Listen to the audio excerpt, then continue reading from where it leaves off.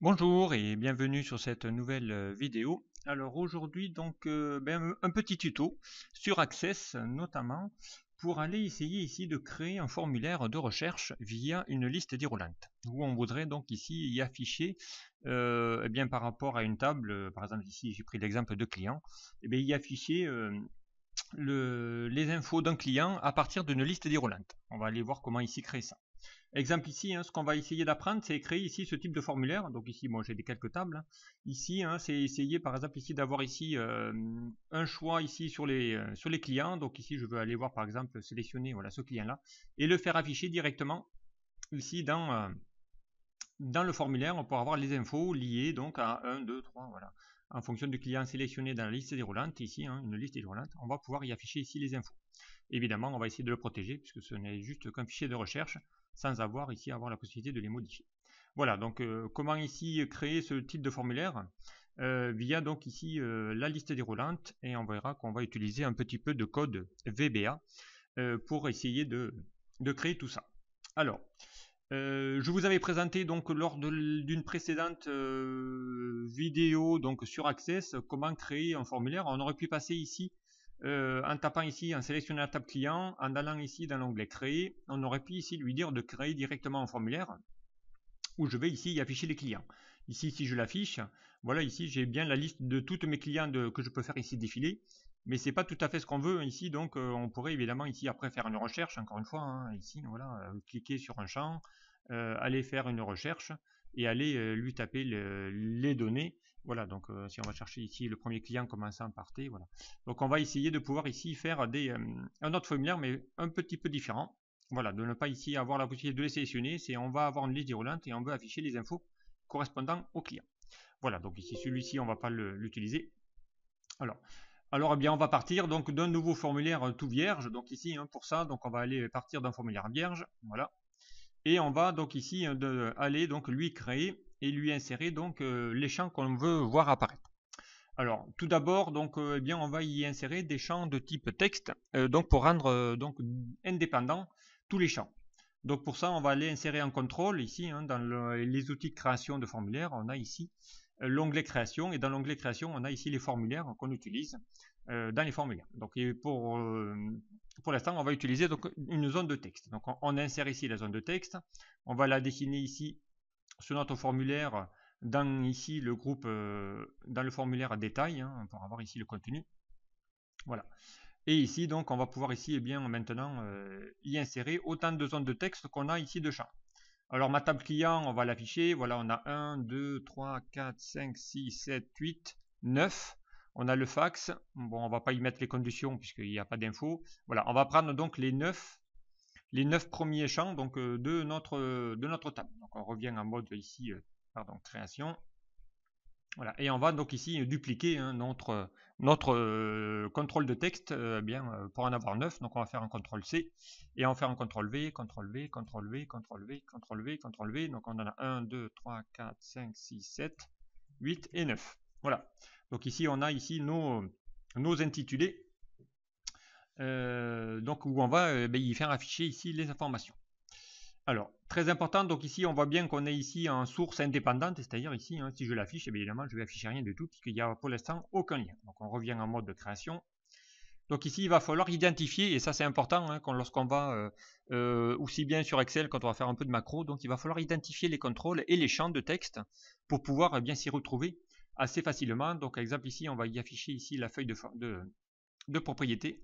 Voilà pourquoi, parce qu'ici, quand je vais utiliser les champs concernant le formulaire, je vais me retrouver avec des textes 0, des textes 2, 3, 4, 10. Donc voilà, je ne vais pas savoir à quoi correspond chacun de mes champs. Donc ici, la première chose à faire, c'est d'aller les identifier, notamment. Donc ici, pour aller les identifier, donc on clique évidemment sur le premier, et on va ici donner un nom à chacun de mes contrôles. Donc ici le premier, donc on va ici dans la feuille de propriété cliquer ici dans autre pour avoir ici le nom correspondant ici. Donc ici c'est le premier qu'on a créé, donc il s'appelle texte 0. Eh bien on va lui donner un nom un peu plus parlant.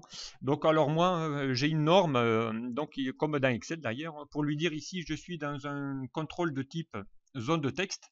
Donc je vais lui mettre des trigrammes au début pour lui différencier si c'est une zone de texte, une liste déroulante et ainsi de suite.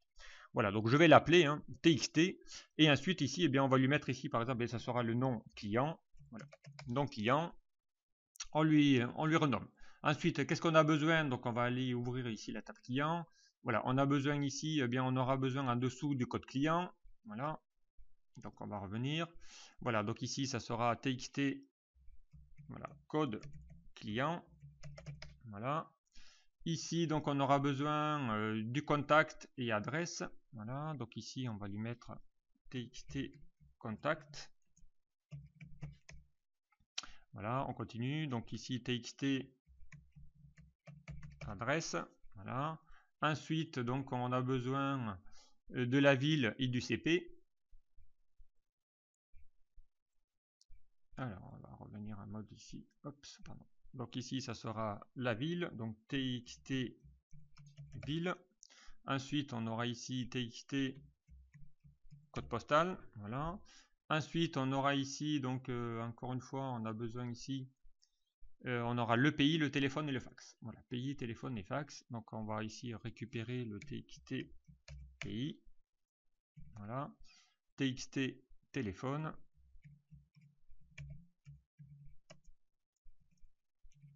Voilà. Et ici, donc, le fax. Txt fax. On va lui mettre même une majuscule, vous allez voir pourquoi après, parce que ça sera plus facile de les identifier. Voilà, donc ici j'ai donné des noms à chacun de mes champs. Voilà, je vérifie que je les ai toutes. Voilà.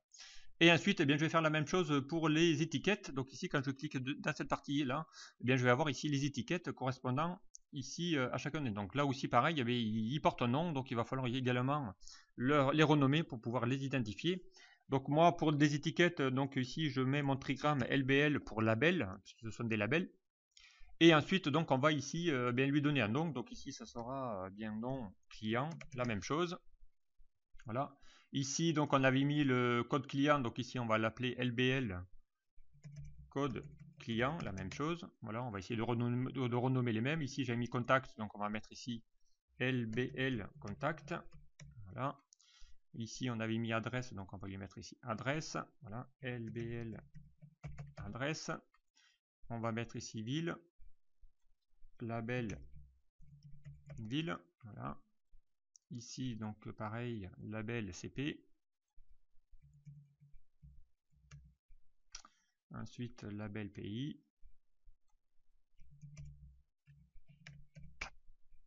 Voilà. Ensuite, donc le téléphone et le fax. Donc ici, LBL téléphone. Alors, il faudra évidemment essayer de mettre ici, éviter de mettre des accents. Voilà, ça aime pas trop dans le code, donc essayez de mettre des noms sans accent. Pareil, donc les touches d'espace, ça n'aime pas non plus entre les noms ici de vos objets, de vos contrôles. Donc évitez les espaces. Donc pour éviter ça, eh bien mettez dans ce cas-là des underscores, hein, un trait d'union bas. Donc pour éviter évidemment d'écrire des noms sur deux, voilà, avec un espace. Donc on mettra évidemment ici un underscore hein, sous le 8 pour mettre par exemple fax 1, fax 2, fax 3. Voilà, donc ici éviter de mettre des séparations. Ensuite, eh bien, évidemment, on va ici compléter ici notre formulaire. Hein, ça sera évidemment. Donc ici, on va non plus aller dans autre, mais on va aller dans format. Et dans la légende, donc on va ici eh bien, taper le texte. Alors là, par contre, vous pouvez évidemment mettre des espaces et des accents. Donc là, l'accentuation, elle est possible. Donc ici, on va mettre un nom client. Ici, donc on avait mis ici, ça sera, voilà, ici, donc le numéro client. Donc ici, ça sera le code client. Voilà, code client. Voilà, on va mettre pourquoi pas 2 points. Ensuite, on va mettre ici, ça sera ici le contact. Donc on va mettre le contact. Voilà. Le contact. Ici, ça va être donc ici l'adresse. Donc on va mettre ici l'adresse. Voilà. Ensuite, on va mettre là. Donc c'était ici la ville. Donc on va mettre la ville. Voilà. Donc ici, ça doit être le CP. Voilà. Ici, donc on va mettre le pays. Voilà. Ici, le téléphone. Donc là, on peut évidemment mettre des accents, peu importe. Ensuite, on va y mettre ici le fax. Voilà. Voilà, donc ici, eh bien, on va après, évidemment, ici sélectionner ici cette zone. On va essayer ici d'augmenter, voilà, on va essayer de mettre à 2 cm, voire, voilà, encore un petit peu, peut-être, donc ici on va mettre peut-être à 3, allez, centimètres. Ouais. On va ici déplacer donc cette partie-là, on va essayer de la décaler, hop. Donc ici on va partir sur cette zone-là, voilà. On va, bien pourquoi pas les aligner. Donc on va essayer de faire ici, voilà, on va les aligner, pourquoi pas à gauche. On va les mettre, on va les organiser, on va dans format, on va mettre un gras, voilà. Bien, avec pourquoi pas une petite bordure si vous voulez un petit contour sur vos, voilà, épaisseurs, voilà. Voilà, donc après bon c'est un choix, on peut écrire ce qu'on veut. Voilà, ensuite donc pareil ici mes zones de texte, hop, on va essayer de les modifier. Voilà. Ensuite donc bien une fois qu'on a bien créé ici mes contrôles, on leur a ici défini les noms. Voilà, donc ici la première chose c'était de rendre les objets dépendants. On a nommé donc tous nos contrôles. Et ensuite, donc, bien, on va essayer de faire en sorte ici à ce que, bien, vu que lorsque je l'affiche, évidemment, il va encore rien se passer puisqu'on n'a pas encore fait de lien, évidemment. Donc, dans le mode d'affichage, voilà. Mais ici, on voudra faire en sorte à ce que le formulaire ici, hein, donc, bien, les champs ne soient pas modifiables. Donc, pour ça, donc, on va se mettre en mode création. On va sélectionner ici tous les champs qu'on ne veut pas modifier. Évidemment, on ne va pas sélectionner la première puisque celle-là, c'est la première va nous servir de liste virulente. Voilà, donc ici on va aller cliquer les autres et on va lui dire ici donc dans données, ici dans activer, donc soit on fait un double clic pour passer à non, sinon on peut utiliser la petite flèche pour lui dire non. Voilà, et donc vous allez voir qu'ici vos contrôles vont se mettre en grisé, donc c'est à dire qu'ici je suis en mode uniquement lecture, donc ici je ne pourrai pas modifier, regardez je peux pas ici, ici je peux taper du texte dans la première, par contre je ne peux pas ici accéder aux autres. Voilà, donc ici je les mets en mode pourquoi pas non voilà, non activé, donc c'est-à-dire qu'on pourra juste y afficher les données à l'intérieur. Voilà ici donc pour cette étape-là. Ensuite, donc ici, bien évidemment, ici ce sont une zone de texte qu'on y a mis. Donc on va la transformer en liste déroulante. Donc pour ça, eh bien, on va la sélectionner, on va faire un clic droit et on va lui dire ici de la remplacer par quoi? Par une zone de liste déroulante. Voilà. Et on a dorénavant une liste déroulante qui s'affiche. Voilà, donc on a bien ici une liste déroulante. On va vérifier ça, mais voilà, ici on a bien une liste déroulante. Pour l'instant, on n'a pas de données puisqu'on ne lui a pas encore donné de source. Voilà. C'est ce qu'on va faire ici dans la prochaine étape. Donc la prochaine étape sera donc évidemment ici d'aller pouvoir alimenter cette liste. Donc ici dans la liste déroulante. Donc il est affiché ici le contenu de ma table notamment. Donc pour ça, eh bien, on va aller ici dans la feuille de propriété. Donc il faut d'abord sélectionner évidemment ma liste déroulante. Dans ici contenu, donc on va aller cliquer ici sur les trois petits points pour aller exécuter donc le générateur de requêtes. Donc on a besoin de quoi? Bien évidemment de notre table client. Donc on va ici cliquer sur client. Voilà. On va fermer la fenêtre. Et ensuite donc on va y afficher ici tous les champs qu'on a besoin. Donc ici on va y afficher, on va avoir pour afficher tous les champs dans ma requête. Je clique un double clic ici sur l'entête et ensuite je me mets ici sur un des champs et je fais glisser la souris vers le bas pour pouvoir ici les afficher directement dans ma partie. Donc on a dit qu'on n'y mettrait pas le dernier, donc si je peux le sélectionner, lui faire un supre. Voilà. On va vérifier, donc ici j'ai bien ici mon code client, ma société, mon contact, donc j'ai bien mes 1, 2, 3, 4, 5, 6, 7, 8, 9. Voilà. J'ai bien mes 9 colonnes avec ici ma table des clients et mes 19 enregistrements. Voilà. Donc on va se mettre ici en mode création. Voilà, ensuite eh bien, on n'a plus besoin de générateur de requêtes, donc on va ici dans générateur de requêtes et on va faire fermer. Il va vous demander ici est-ce que vous voulez enregistrer la requête que vous voulez de faire. Donc ici vous allez voir il va le transformer en instruction SQL. On va faire oui. Voilà. Donc, si on va y faire ici afficher notre fenêtre de propriété, on va voir maintenant que dans le contenu vous allez voir il vous a mis ici la requête donc qu'il a fait donc ici via une requête SQL notamment. Donc avec ici le langage SQL qui vous a généré directement dans Access. Voilà, donc ici à partir de là maintenant quand je vais y cliquer dessus, eh bien on va voir qu'on va avoir évidemment ici qu'un champ. Hein. Ben, si je vais y cliquer dessus, ben, évidemment pour l'instant il ne va rien se passer. Puisque là ce ne sera pas ici à partir du code client que je veux y afficher, mais ça sera à partir du nom du client. Donc on va voir ici comment ensuite afficher tout ça. Donc on va se remettre en mode création. Voilà, et on va ici modifier donc ici les champs et notamment eh bien afficher la liste dans la liste déroulante, donc bien tous les événements, donc pour que ça puisse ici y afficher les données pour chacun. Donc pour ça, donc on va aller ici à partir ici de ma liste déroulante, donc il va falloir la sélectionner encore une fois. On va ici dans la feuille de propriété cliquer dans événements, et là on va lui dire non pas sur le clic mais après la mise à jour, donc c'est-à-dire dès que je vais changer quelque chose dans ma liste déroulante, va ici y afficher les infos ici dans mon formulaire. Donc pour ça on va aller, on va faire après la mise à jour. On va cliquer ici sur les trois petits points et on va lui demander ici de lancer le générateur de code. Et on va faire OK. Et là donc on va se retrouver avec ici le code, le générateur Visual Basic application. Et on va ici donc avoir une procédure qui va être privée au formulaire, c'est pour ça qu'elle s'appelle private, avec ici le nom de mon champ qu'on a créé, donc il s'appelle bien txt client, et après la mise à jour, donc after update, et ensuite donc eh bien on va y mettre ici les champs qu'on a besoin pour ici y mettre donc ici les données. Alors on aura besoin ici de plusieurs choses.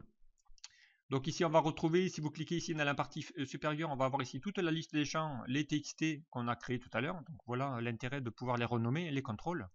Voilà, on sait maintenant de quoi on parle, plutôt que de laisser textbox 1, textbox 2, textbox 3. Voilà, donc on va maintenant y afficher ici les champs. Donc ici, eh bien, on va partir, voilà, ici on va y faire afficher notre txt num, voilà, donc ils sont classés par ordre alphabétique. Donc ici c'était notre code client, donc txt code client, voilà, on va lui mettre ici le code. Donc txt code client, donc ça c'est ma txt box, doit être égal à quoi? Eh bien, il doit être égal à quoi? À partir de quoi? Donc il va recevoir l'info à partir de ma txt non client, donc on va faire txt non client, voilà. Point quoi? Donc ici, eh bien, on va aller lui chercher la colonne correspondante. Donc ici, on va mettre un point column. Voilà, point column de quoi? Ici, il va vous demander l'index de la colonne correspondant ici aux informations. Alors évidemment, ce sont l'index de la colonne de ma requête SQL. Donc ici, pour rappel, donc je vais ici revenir dans ma base Access, dans ma table.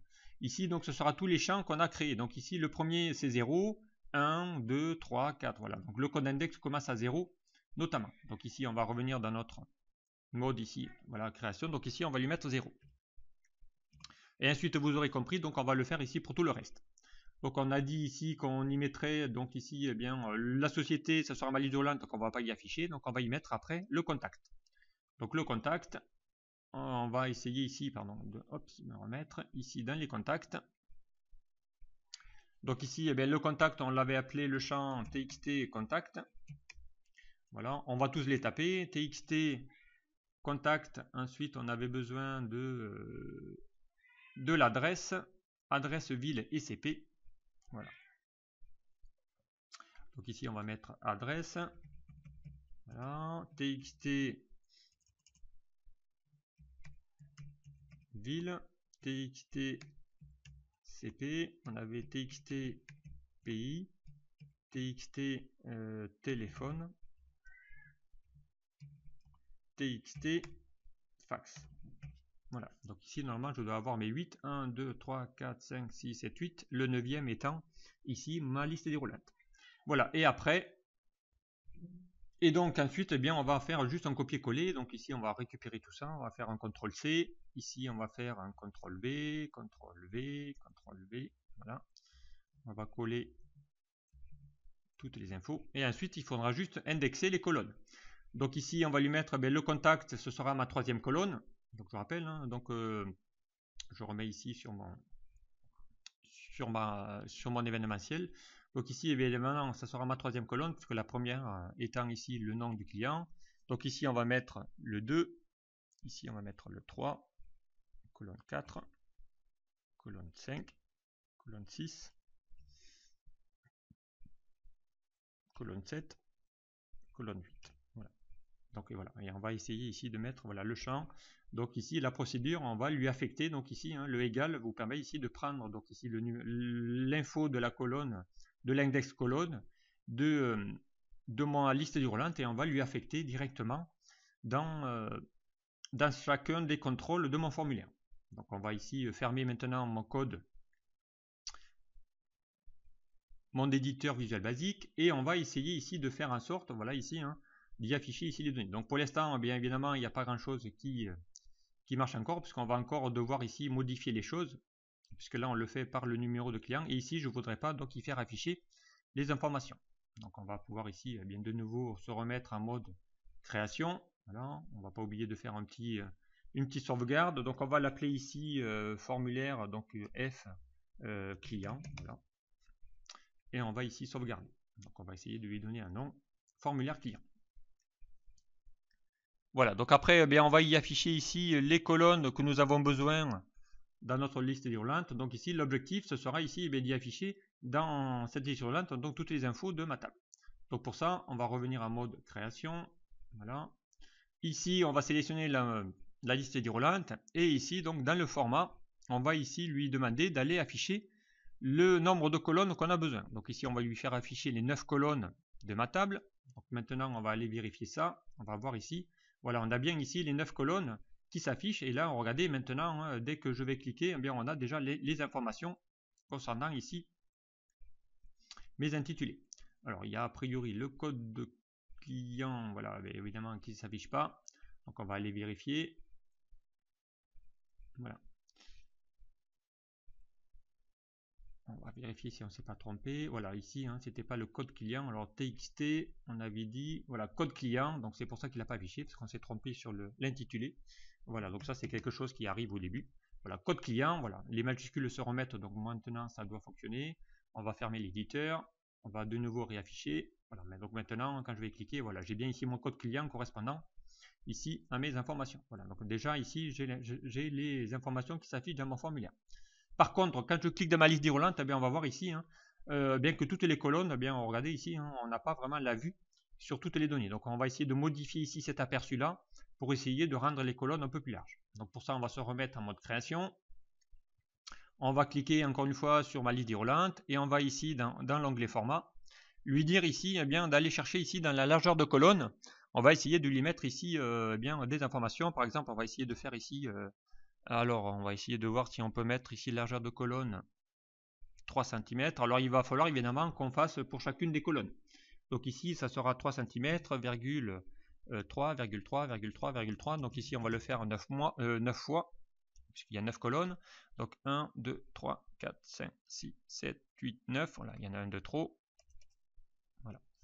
Donc 1, 2, 3, 4, 5, 6, 7, 8, 9. Voilà. Donc ici, on va essayer de mettre pour l'instant...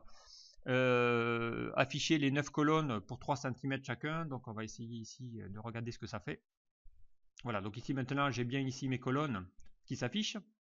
Avec ici une ligne déroulante. On va voir ici comment modifier ce paramètre là pour que ici ma ligne déroulante puisse dépasser ici la largeur, hein, pour que ça fasse ici sur la longueur. Et maintenant, eh bien, vous aurez compris, on va pouvoir ajuster, voilà ici les largeurs de mes colonnes. Alors ici, une première chose, c'est que ici, je ne veux pas faire apparaître ici mon code client. Je voudrais avoir uniquement mon nom de client qui s'affiche et pas ici le code client. Alors pour ça, eh bien, ça va être assez simple, vous allez voir. Hein. Il suffit ici de mettre la première colonne, puisque mon code client, c'est ma première colonne, vous mettez à 0 cm.